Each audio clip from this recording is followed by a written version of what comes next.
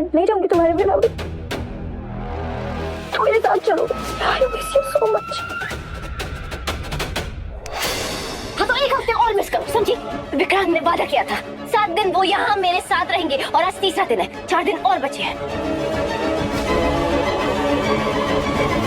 मैं तुम्हें बहुत अच्छे से जानती हूँ मन।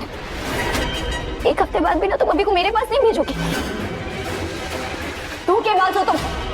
झूठ बोला है तुमने। तुम मुझसे मेरा प्यार छीनना चाहती हो। लेकिन मैं ऐसा नहीं होने दूंगी। मैं ऐसा नहीं होने दूंगी।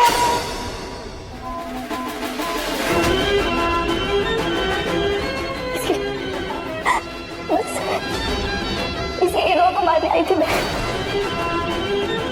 जानती थी कि ये मन्नत तुम्हें मेरे पास कभी नहीं आने देगी। उस बच्ची का बहाना लेके कि तुम्हें अपने पास रखेगी, अभी ये ना तुम्हें उस बच्ची का बाप बनाकर रखना चाहती। कि तुमने मुझे रोका क्यों अभी? अगर दुआ मर जाती तो हम एक हो जाते ना। खबरदार, इस गलतफहमी में मत रहना मान्यता कि अगर मेरी दुआ कुछ भी हो, उसे खरोच भी आई ना तो तुम बच जाओगे। मैं तुम्हें जिंदा नहीं छोड़ूंगी और फिर तुम्हारी सब रागे दीदी वो भी तुम्हें नहीं बचा पाएंगी, समझो तुम? समझे ना? तुम्हारी हिम्मत कैसे हुई मुझे मारने की? तुम्हारी हिम्मत कैसे हुई? सबसे पहले मैं तुझे मारूंगी और फिर उसके बाद दुआ को। समझी? अच्छी से दूर रहना। अगर दोबारा से हाथ लगाने का सोचा भी ना, मुझसे बुरा कोई नहीं होगा।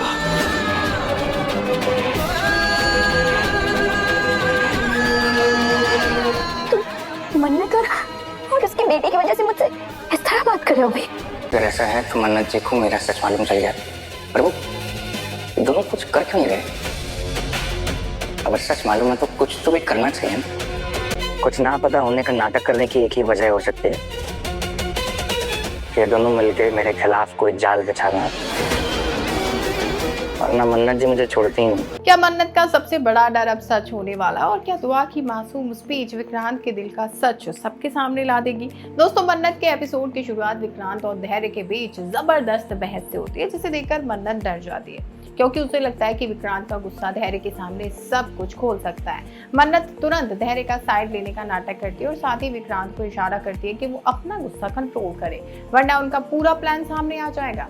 मन्नत विक्रांत को ही डांटने लगती है और कहती है कि बिना वजह धैर्य पर इल्जाम क्यों लगा रहा है। विक्रांत वहां से चला जाता है। इसके बाद धैर्य मन्नत के सामने मासूम बनने की एक्टिंग करता है और कहता है कि उसे समझ ही नहीं आ रहा कि राजवंशी फैमिली उसे बार बार टारगेट क्यों कर रही है। वो कहता है कि उसने कभी अपने भाई को हर्ट करने की कोशिश नहीं की और हैरानी की बात यह है कि विक्रांत भी उन्हीं लोगों को डिफेंड कर रहा है। अब मन्नत अंदर ही अंदर उसकी एक्टिंग देखकर गुस्से से भर जाती है, लेकिन अपना गुस्सा कंट्रोल करके धैर्य को यकीन दिलाती है कि वो उस पर विश्वास करती है। मन्नत की ये बात सुनकर धैर्य खुश हो जाता है। मन्नत फिर कहती है कि अगर पार्टी की वजह से प्रॉब्लम हो रही है तो वो पार्टी कैंसिल कर सकती है और बच्चों को हर्ट नहीं करेगी। लेकिन धैर्य कहता है कि दुआ ने उसके लिए ये स्पेशल पार्टी अरेंज की है और वो इसे कैंसिल नहीं करना चाहता। वो बच्चों के साथ में पार्टी सेलिब्रेट करेगा और मन्नत से सिर्फ 5 मिनट फ्रेश होने के लिए मांगता है। मन्नत उसे जाने देती है। धैर्य के दिमाग में मीनवाइल एक ही बात चल रही होती है कि कोई उसका सच सामने लाने पर तुला हुआ है।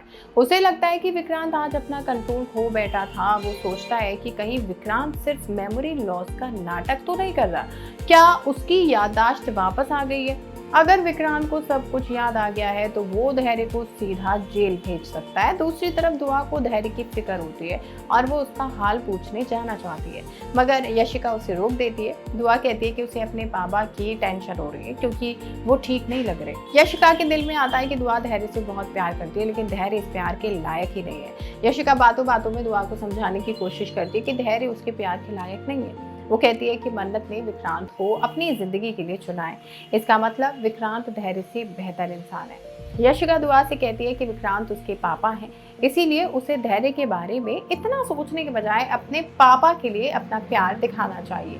लेकिन दुआ साफ कह देती है कि वो अपने पापा से बहुत प्यार करती है, मगर धैर्य भी उसका बाबा है और उसके लिए एक अच्छा इंसान है।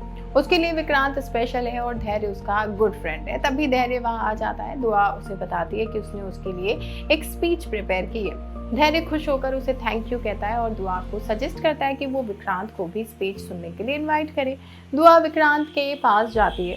विक्रांत अपनी बेटी को देखकर इमोशनल हो जाता है, लेकिन तभी उसकी नज़र धैर्य की शैडो पर पड़ती है और वो तुरंत अपना बिहेवियर बदल लेता है। वो दुआ को डांटता है और उससे अपनी बेटी मानने से इनकार कर देता है। दुआ का दिल टूट जाता है और वो रोने लगती है, मगर विक्रांत कहता है कि उसे बच्चों का रोना बिल्कुल पसंद नहीं है, इसीलिए वो पार्टी में अटेंड करने के लिए रेडी है। अब पार्टी में दुआ अपने पापा के लिए स्पीच देती है और अपने दिल की फीलिंग्स उनके सामने रख देती है। उसकी स्पीच में वो अपने पापा से कितना प्यार करती है ये क्लियरली दिखाई देता है और इनडायरेक्टली वो विक्रांत के लिए अपनी फीलिंग्स एक्सप्रेस कर रही होती है।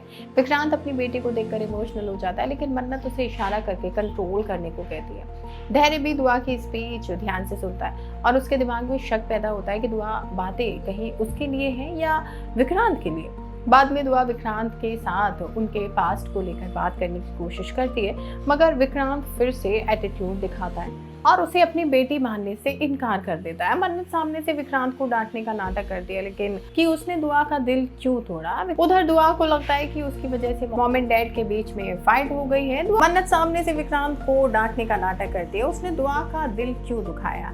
पीछे मन्नत जाकर उससे बात करती है। उधर दुआ को लगता है कि उसकी वजह से मॉम एंड डैड के बीच में फाइट हो गई। मन्नत विक्रांत को डांटते हुए कहती है कि उसने इतना इमोशनल होने की गलती क्यों की।